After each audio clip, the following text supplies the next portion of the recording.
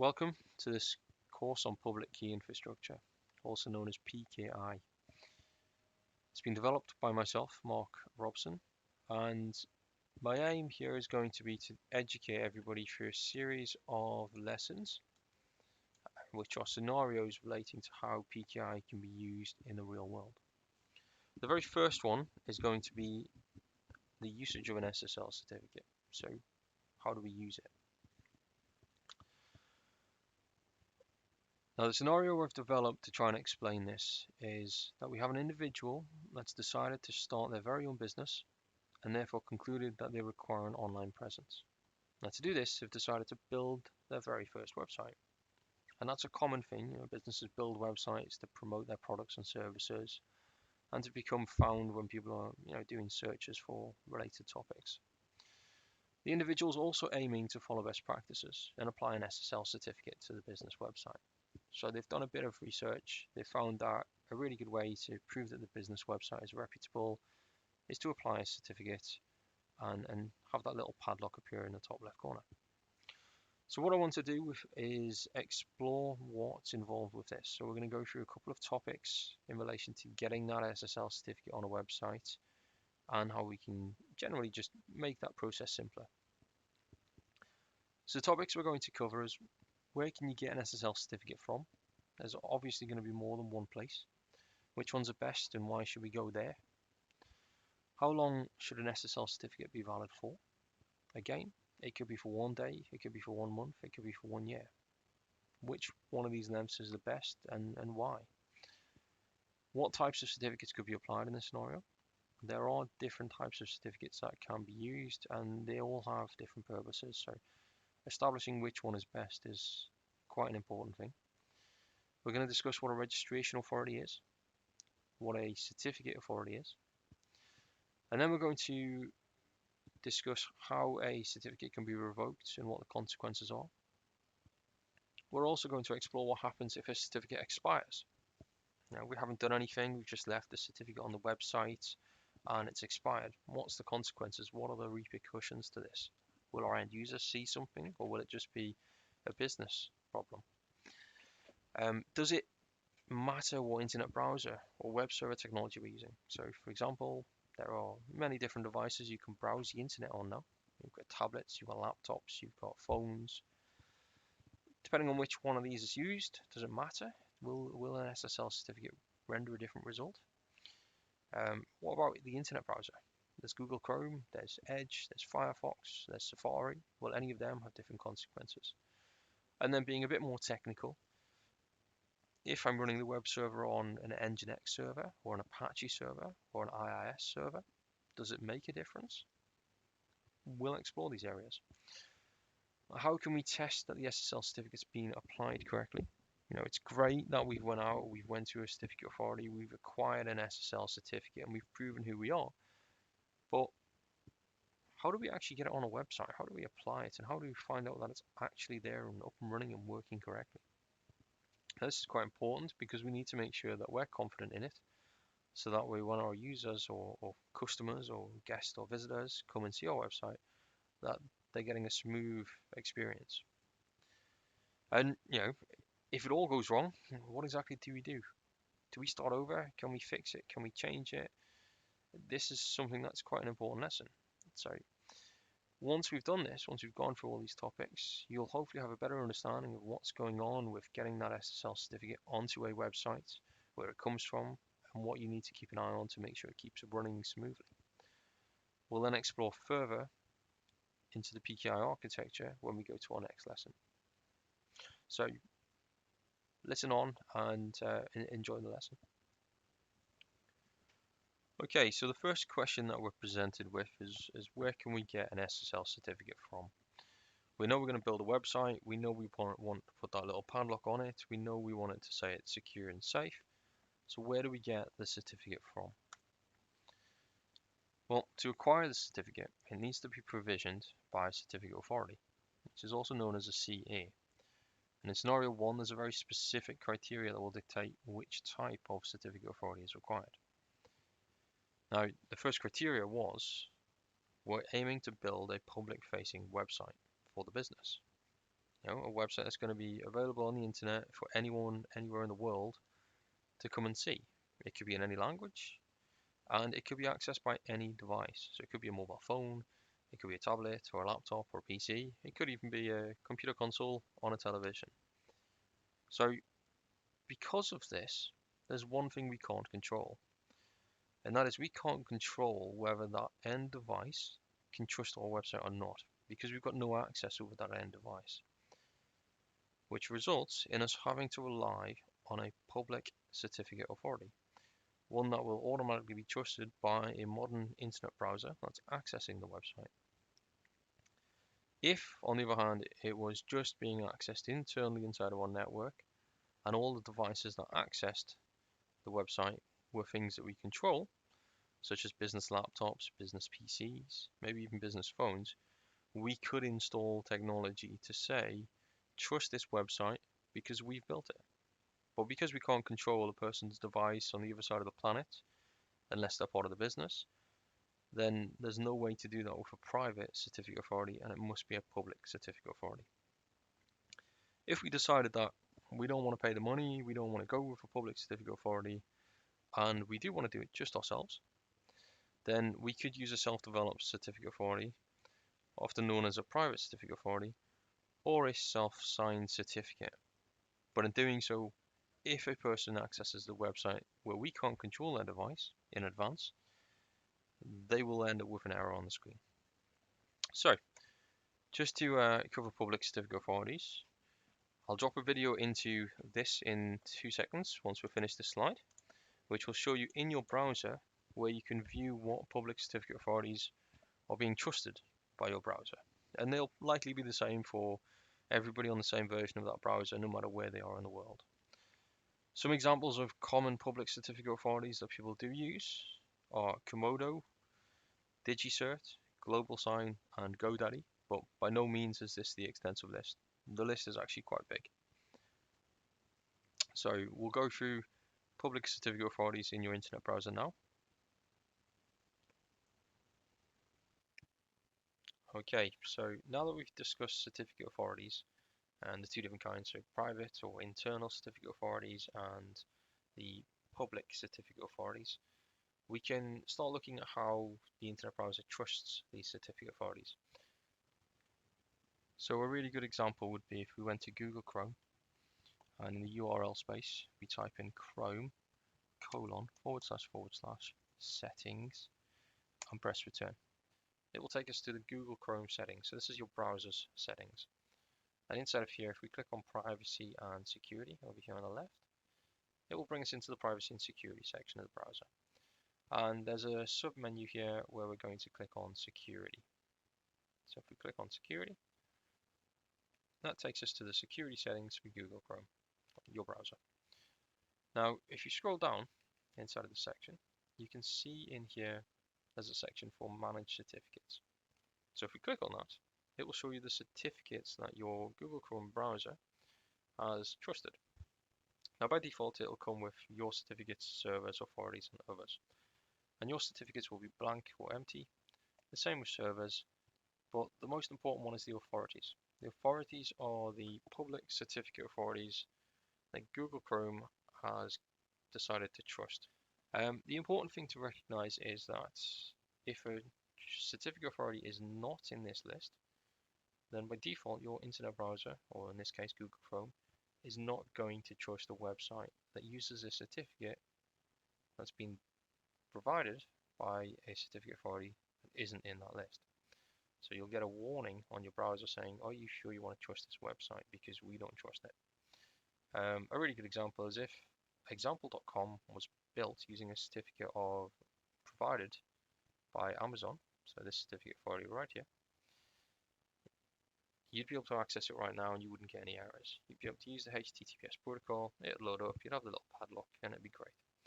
Now, if for some reason the Google Chrome browser decided to no longer trust that Amazon certificate authority, and you try to reload that website, and the website was still using that certificate that it had from before, you would get an error because the browser doesn't know how to trust it anymore. So it's very important that this trust store is maintained and up to date. It's also very important that Google stays on top of these authorities because they need to update the browser and make sure that it's a comfortable experience for users. And 90% of users probably are unaware of what's going on here. So it's very, very important. Now you can probably do the same in your Firefox browser and in your Edge browser developed by Microsoft. Inside of them, you'll have similar settings, similar area to go to, and you'll be able to see the certificate authorities that are trusted. Okay, and just touching on the messages that will appear in your internet browser if you try to access the website, and what you've done is provision the certificate from a private certificate authority or a self-signed certificate, and you don't have access over that device to say trust this. The image on the screen right now is the kind of error you're going to get. If you look right in the middle, it's got a grey bit of text that says net cert authority invalid, which is basically saying this internet browser does not know the certificate authority that provisioned this certificate, and therefore it can't trust it.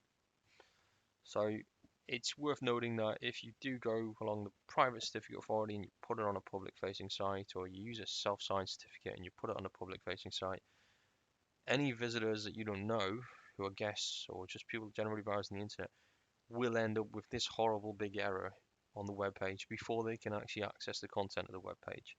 And they have to click advanced and then click the little blue hyperlink on the bottom that says continue to this domain before they will actually see your website. So it's really unfriendly, it's really horrible to see. So when we're provisioning certificates, we need to really understand what the purpose of the certificate is, whether it's going on a public facing website or whether you're going to be doing some code signing with it, to establish where we need to get that certificate from. So how long should an SSL certificate be valid for? Now this is a really interesting question, because if we explore the history of SSL certificates, it's noticeable that they've become more and more popular in recent times. They've been around for quite a while, but we're starting to use them in different ways now. So you can use them to secure a website, for example. You can use them to put on mobile applications and utilize approaches like SSL pinning. And you can even use them to sign code to make sure that when code's executed, you can trust it because it came from a certain group of developers. Now, alongside that, the interesting part comes when you start exploring the lifespans.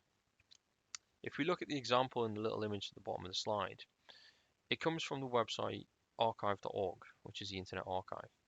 And its very earliest SSL certificate that I can find had a lifespan of 3 years. And in that little screenshot, we can see the validity, which says not before February 25th, 2011, and not after February 25th, 2014. So we can see it's got a 3-year lifespan.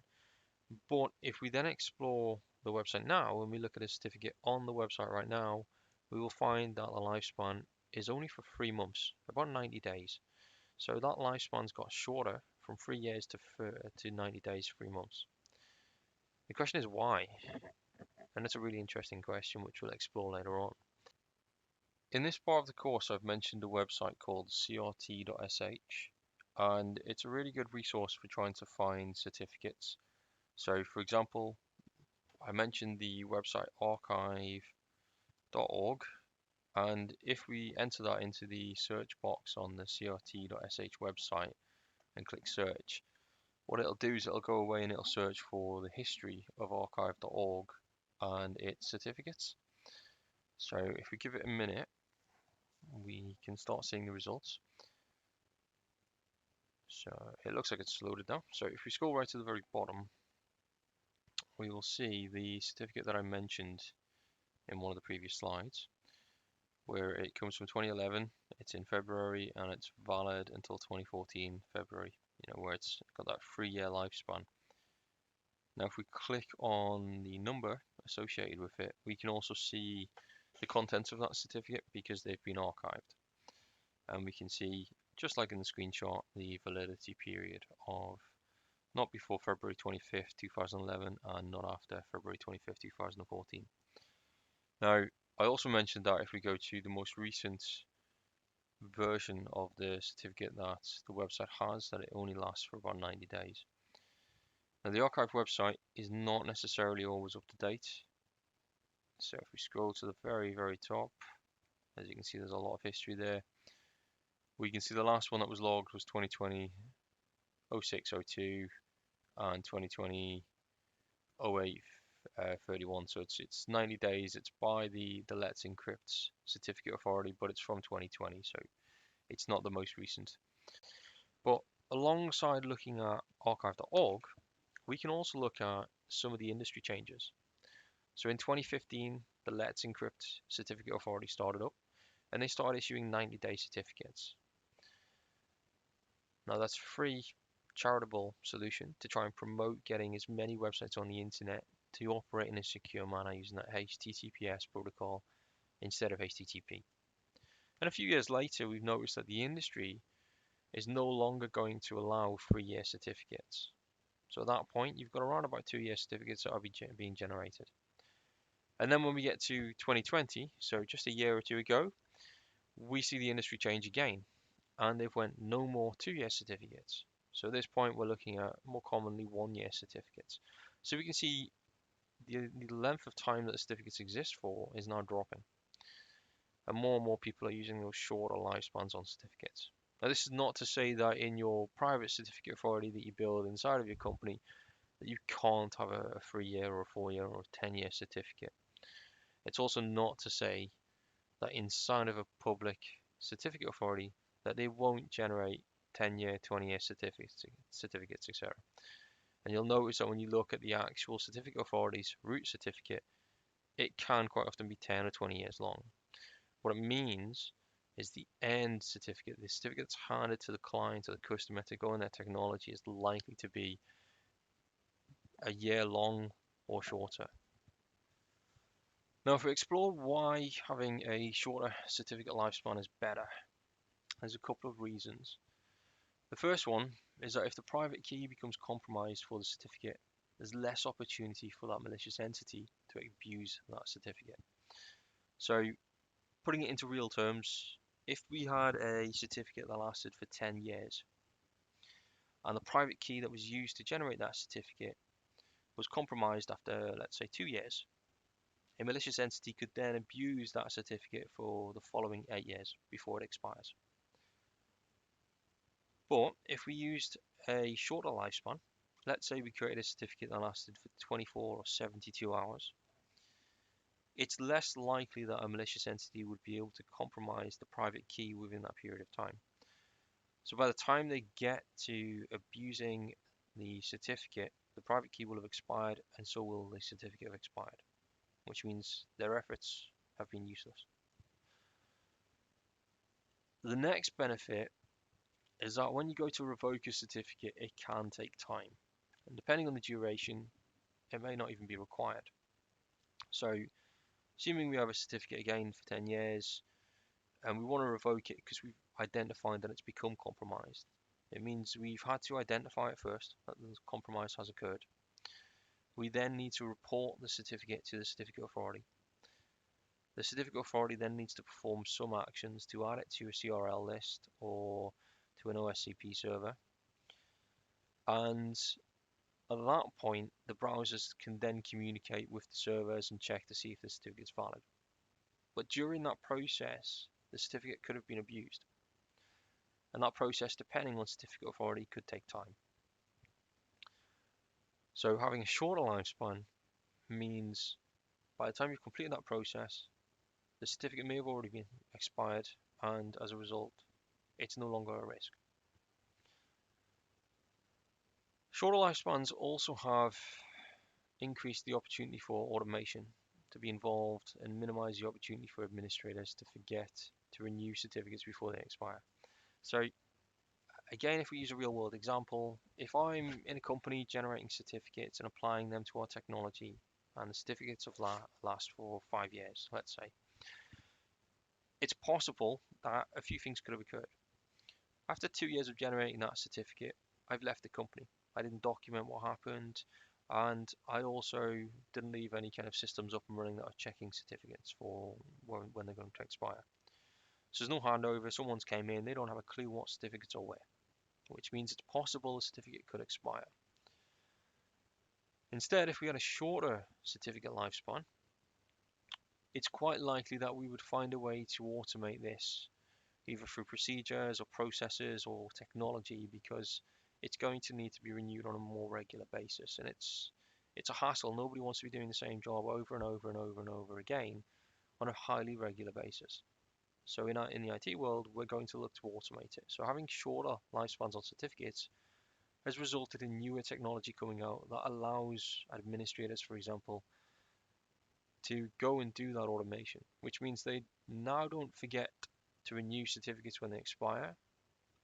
Instead, they can forget about the certificate and just put a monitoring alert up and running to see if that certificate has any problems, and leave the automation to do its job and renew the certificates for as long as they're needed and necessary.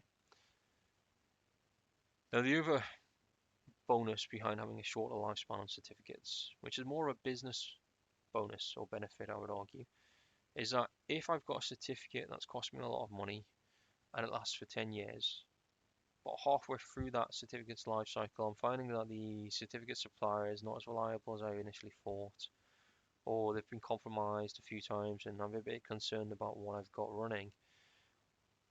I don't necessarily want to go out and spend a large amount of money again to get a new certificate.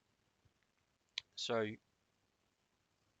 the problem I have is I can pay that money again and have a certificate that still has 5 years left on it. I can tell the certificate authority to revoke it and we don't want to use it anymore, which is great, but we've then lost the opportunity cost. Whereas if the certificate's only a year long, by the time we come to reviewing whether the certificate needs renewed and whether we want to continue using the supplier, we're probably 6 months in and there's only 6 months left. So we can do that review process, and then by the time it comes up, we could have potentially reviewed a new supplier and moved over at a lower cost, because the certificate will have come for expiration and we'll just generate the new certificate at a new supplier. So it saves, from the business point of view, a bit of money, a bit of time, a bit of resource, which is really good. I know that you could potentially get bulk savings on a longer term certificate than a shorter term certificate. But at the same point in time, you'll find a lot of companies are now moving over to Let's Encrypt, which is a 90-day certificate that's free and has automated renewal processes. So it's quite likely it's not going to be a huge benefit to the company. It's just going to be a good opportunity to change more regularly if they need to. So in the scenario that we have about our business and setting up our first website, we're left with, how long? And we've got two options. We can either go for a paid for certificate with a 1 year lifespan with a public certificate authority, and from that we could potentially choose different types of certificates, or we could utilize a free public certificate authority such as Let's Encrypt, where the lifespan will be for 90 days and we can automate the renewal. It's quite likely, since it's a new business, it's going to go for the 90 days with the free certificate from Let's Encrypt. And that's usually just because startups have a lower cost. They don't have so much money in them. But there is the option to get a very specific type of certificate from a public certificate authority where you pay. So that may come up later on.